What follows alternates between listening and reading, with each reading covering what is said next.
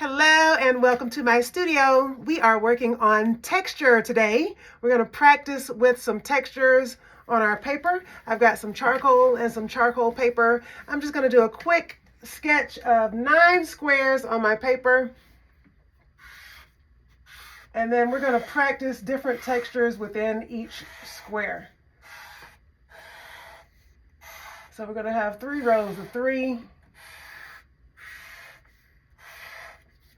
They don't have to be perfect.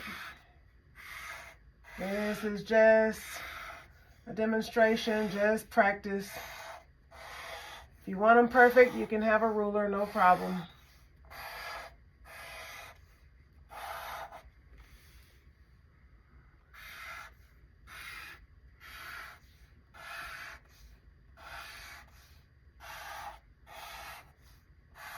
So inside each square, you're going to make a different texture.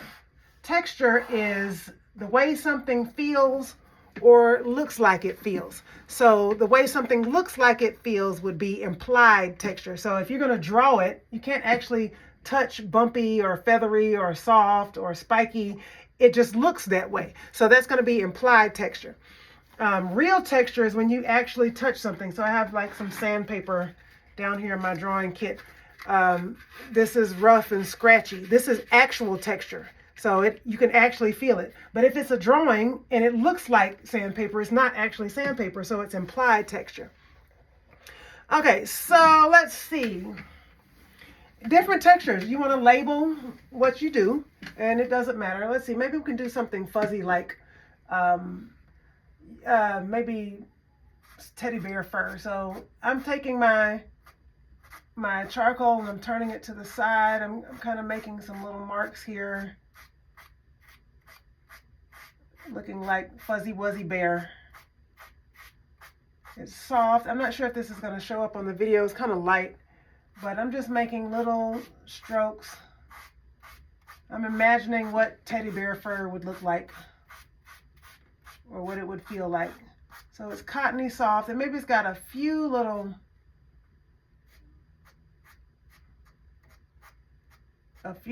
wispy hairs in there. And usually it's all going in the same direction.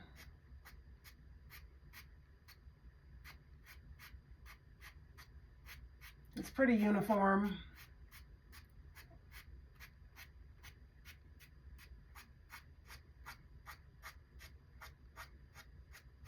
And I'm not being very specific with my lines, not too dark, not too detailed, just enough to make it feel like, or make it look like you've got a few little long hairs in there, but it's still fuzzy wuzzy. Okay? And then I could even take my eraser.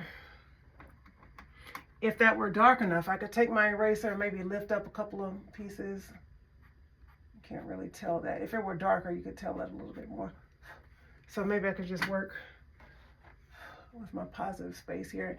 And if you want it a little bit fuzzier, just, bear down a little bit harder in certain areas.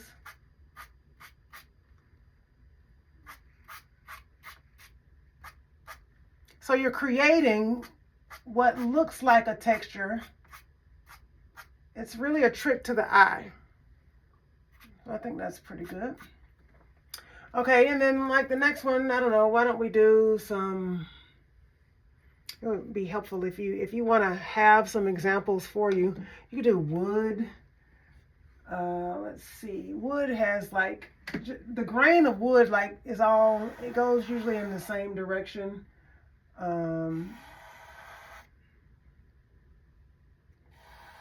But you've got a lot of curved lines. And it's like a repeated pattern.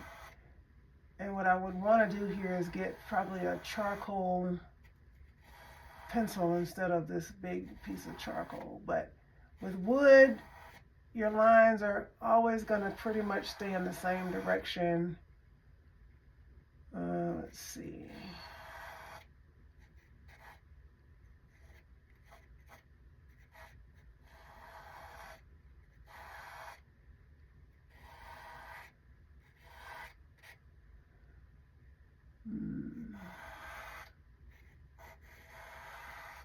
I forgot to label this. So this is fur.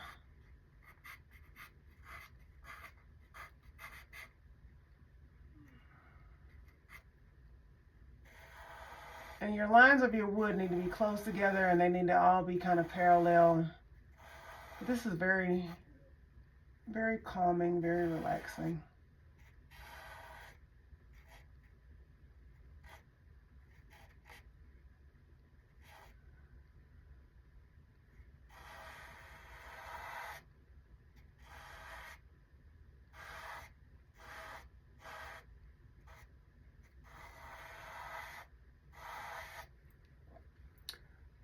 Well, it's kind of like wood, sort of, maybe.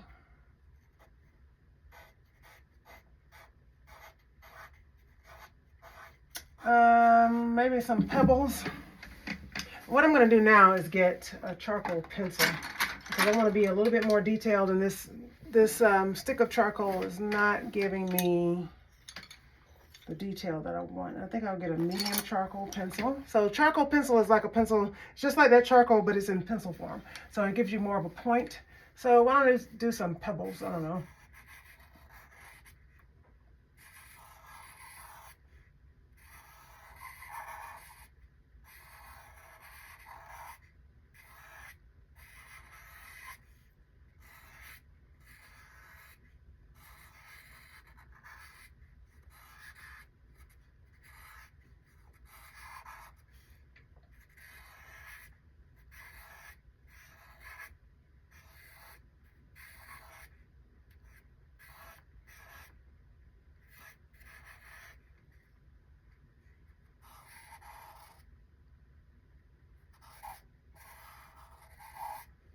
And then with your pebbles, you want to make sure you want to make it look like stone. So in between that is like maybe like a mortar.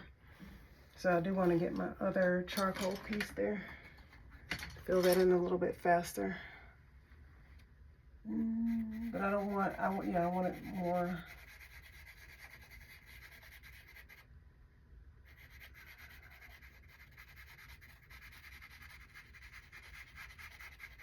A little bit darker.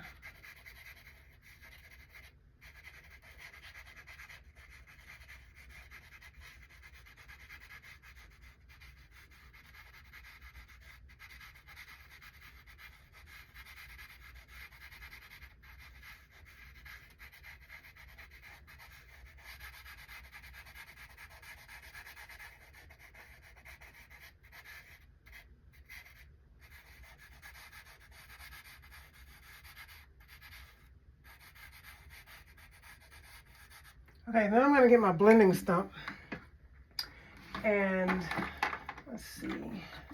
A blending stump is like a rolled up piece of paper rolled up very tightly, and then you just kind of use it to blend. And it's got a point that you can sharpen. I'm going to do this a little bit faster for the sake of time.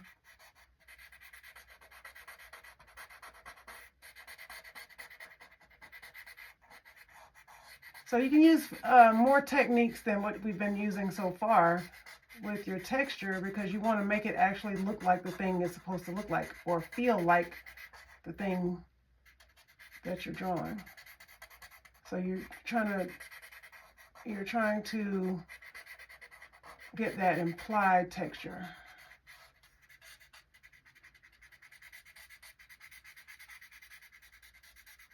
I know this doesn't look like much, but what happens is when you go in there with those details of the pebbles, that's when you start making them look like smooth stone. Now, I can either take my blending stuff that already has some pigment on it, and then I can just kind of, first of all, figure out where your light source is coming from. So let's just say it's coming from there. So each pebble is going to be pretty much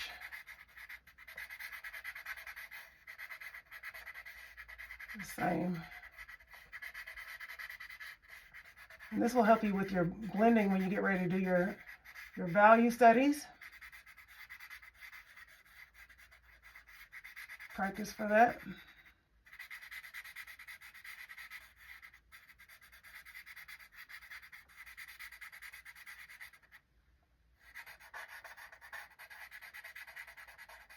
I'm doing this really quickly.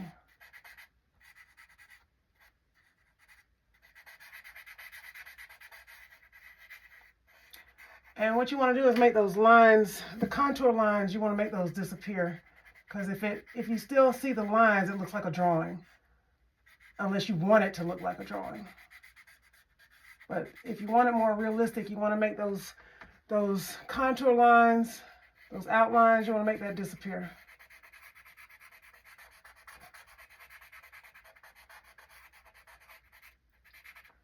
And then if you need to go back in darker, you know, in between in the mortar part, you can.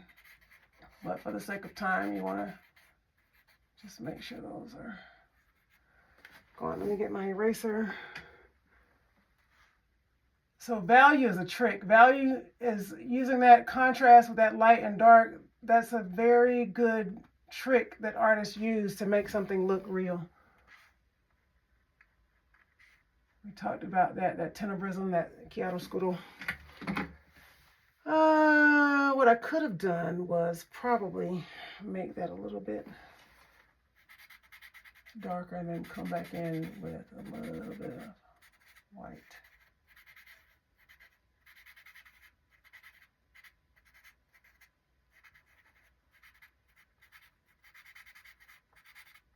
And then take your eraser. You can kind of draw with your eraser. Put those highlights in there.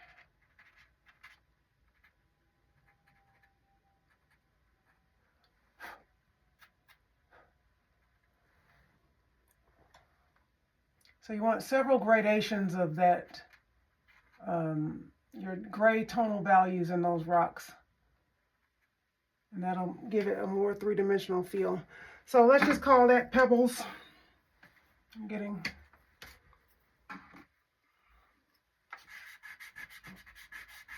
charcoal on my paper here. And there's a, I have this brush that way you can use that and that won't get smudges on your paper. All right, so that's going to be my pebbles. I think we'll stop there to give you an idea of different textures.